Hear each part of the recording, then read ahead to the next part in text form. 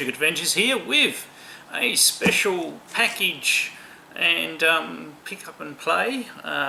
This is a bit of hardware. Now for those of you who've been watching my channel for a while, you know I actually have quite a large retro computer collection. I also have a large console collection as well, but I do pride myself on my computer collection.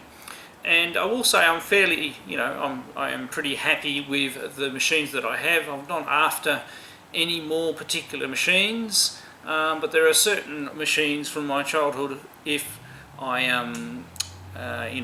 find one for a reasonable price or get an offer on one, I will, basically get them. I mean, I've had a few donated over the times and things like that as well, which is always very nice. And I've found another one. So this is a system that I thought I'd never find of. Now, I never owned one of these, but this is one of the computers that I played with at the stores that I used to frequent when I was growing up. So I'm very familiar with the machine, although not as familiar to the machine that it's a clone of. So I won't spoil it. I mean, I'm probably going to put the name of the machine in the title anyway, but for those that don't pay attention to that. So without further ado, I mean, it's a huge box. I'll lift it up a little bit. It's actually not as heavy as I thought it was, but it is a big box. So I will put the camera down on the box. I've already cut all the plastic off it and everything like that, so you don't have to wait for me to do all that. Let's open it up and see what the system's like. Okay, behind the camera now. I've had to move the camera back a little bit because the box is so big. Hopefully the top should just lift up. So as a bonus, I get some cushions. They're actually quite useful. They're not dirty or anything like that, so they need cushion covers. Very well wrapped. As I said, not having ever owned one of these, I didn't know how heavy it would be. So you may get a glimpse of what it is underneath its bubble wrap, but it's been wrapped very well. So I'll just do a bit of thing there. Careful not to distress the wood panelling on the side. Yes, it's got wood panelling. We are talking fairly early computing, and it's a bit of Australian history. And I don't think there's a lot of videos out there. Now it's going to escape me what the international version of this machine was while I'm doing this unpacking, because I didn't look it up. Sorry, I'm going to get that bit of tape off. Now we're very good with the wrapping, so we've got lots of bubble wrap here. Never complain about that. Okay. I'm going to lift this up and remove the box for a minute.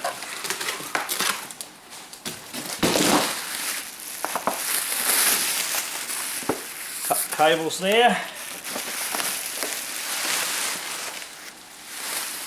Right.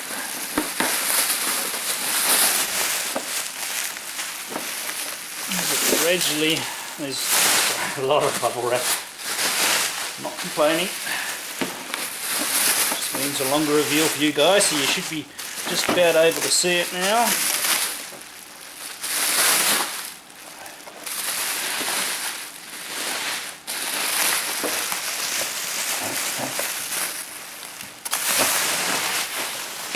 Oh, it's in, for its age, it's in really good condition. Okay, get that settled. Right, oh, I managed to get it centre frame. So we have a Dick Smith System 80, labelled as a 3rd generation computer system. We'll zoom in there. Dick Smith designed for Australia. And this is pretty much the TRS-80 or Dick Smith's version of the TRS-80 computer. Now I do believe this system was also overseas, just like the Dick Smith Wizard later on, as another system, but for the moment it escapes me of what that system was called. But it's a lovely old system. It's in really good condition. We do have some yellowing keys. The actual keys feel like they not too bad. A couple of slightly sticky ones. Pause button and a function button. They both go in and hold down. It has an inbuilt tape deck with that's an audio level. That's your volume and a counter there. So full built-in tape deck.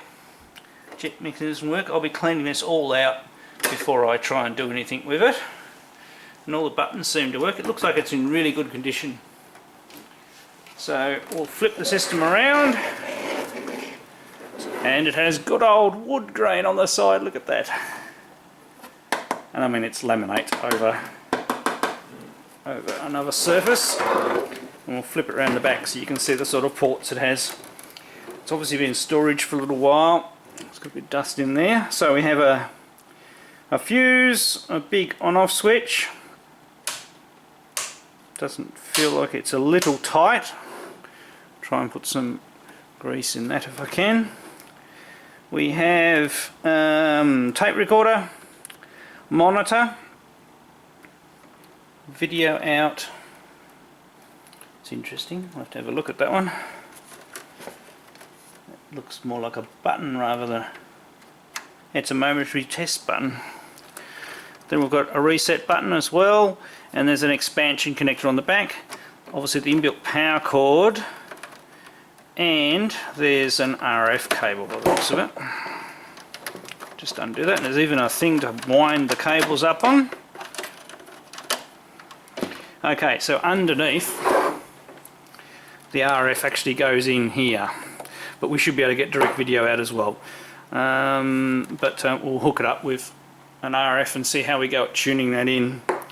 So what, 625 lines VHF channel 1, 240 volt 50 Hertz 25 watt, so it's designed for Australia but made in Hong Kong. QA passed, and it is number 38,078. Basic interpreter, copyright by Microsoft 1980, so they bought the basic off Microsoft as well, just like Tandis did. So it pretty much is a clone of the TRS-80, but it's not compatible directly, although I believe there's some stuff. I mean, I am more conversant with the actual TRS-80s because I probably spent more time in that store. There was only one Dick Smith in my town, and that was in the main town. I could only really go there when I was younger, when my mother went to town and I was old enough to go for a walk on my own. It was quite a few blocks away from the centre of town, but I used to go there and play with these. So there's very good fond memories. So I won't have any software for it to play with, but we should be able to get it up and running. It's got an inbuilt basic, so we should be able to at least, you know, have a look at a simple basic program to make it do some stuff. It'll be interesting. Now, just have a closer look at those cables. So it looks like we have... Okay, so you can obviously get RF out of the back socket as well, because that connector goes into that AV socket and gives us a single thing. That may actually be a composite output. We'll have to test that. And we have a cable so you can use an external cassette drive. So if this cassette drive's no good, I mean the heads might be dead after all this time, we do have a cable to do that. It's got some bare wires there, but everything looks connected. Alright, so as usual, there might be a little gap between filming this bit and actually getting to play with it, but we'll see what happens. Dick Smith, the electronic wizard in the electronic land of Oz. We are the Dick Smiths, whiz kids, and we watch the wizard because... Why? Look,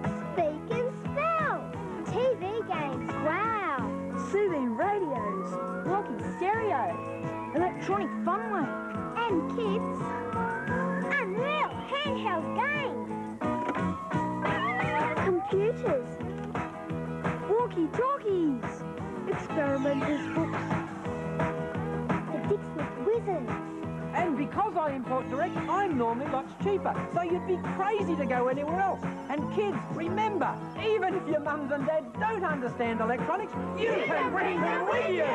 You mean I can be a Dick Smith whiz kid too? Dick Smith, the electronic wizard in the electronic land of Oz. And there's a store near you. Dick Smith. Right, here we go. Plugged it in, fired it up, and it works. And it has this interesting looking ready prompt, which you can't actually do a lot. I believe this is the monitor, like the machine code monitor that sits on top. I do not know enough about the operating system to know, but all I know, basically I've downloaded the copy of the manual that came with it. You press enter, and then you get to the real ready prompt where you can actually do stuff. So if we wanted to, and I've already typed, the quick brown fox jumped over the lazy dog, and all the keys worked. So rather than bore you with that, let's do something. So print hello. Now the new line key, which is the enter key, is a little bouncy, so I haven't taken this apart, cleaned it or anything like that. This is just the first little test. So let's do some programming with power. Actually, now the little switch on the back that I said video out is called video cut. If I press it, it changes, it doubles the font size, and you can do it on the machine's on. Also states in the manual that after you turn the power off, the contents of the memory will probably stay there for at least 15 seconds. Must have some really nice big capacitors in there. I'm not sure about spacing and things, so I'm putting them in. So we'll print hello, and 20, we'll go to 10, so that should get us lots of hellos, and we'll go run. Whee! It's not too bad. Now we have a brake key. Yes, just pressing the brake key does that. Now there are basically games on these were programmed using special characters. So we do print char. Actually, let's write another program. Actually, that's probably the clears the whole screen. Okay. Now list. Yeah, still got our other program. Let's go new. Start again.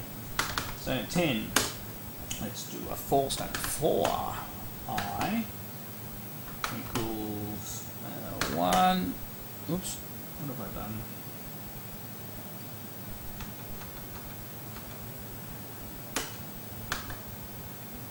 Yep. 255. Right, line 20. Print I. Put that there, that keeps us on the same line. Now some of those things we're printing are going to mess up that, but that's okay. Next I. So it's only going to run through those once, so let's just list our program so you can see what I've got in there. And go run. Oh, I didn't print the char of I, that's just the value of I. Anyway, that's okay. Easy thing to do. Now I have not, we possibly do have line editing, but I'm just going to type over and use the char statement to print the character represented by I and stay on the same line. So let's list.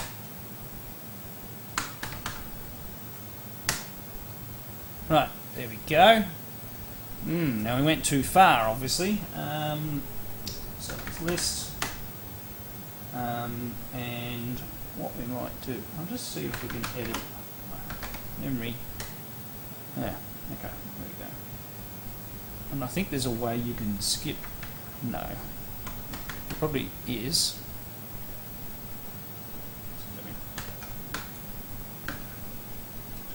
Now, it's having a connection.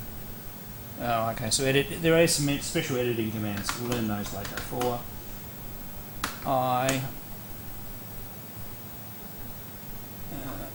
equals, we'll go from space to, we'll just try it to 128 for the moment. Alright, run. Okay, so that just got us our normal characters. We need to go a little bit further. So I equals 1, 2. Let's go up to 200 this time.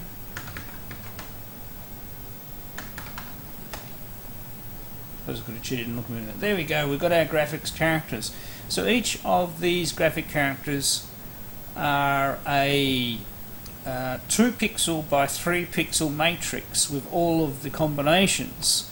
So you use all of those different things to make different shapes, and that's how the games were made on their systems, by putting these characters into positions directly in memory and making a game. Now I have absolutely no listings to type in at the moment, and what I will do is I will go away and research some, and maybe work out a little listing I can type in just to demonstrate some of the graphics capabilities. I may even be able to download some of the games as a WAV file, and we can have a bigger play, but I'll do that in a later video. Otherwise, knowing me, I'll never be able to get the video out because I still am very time poor. But I thought I would, very excited to receive the system and in working order.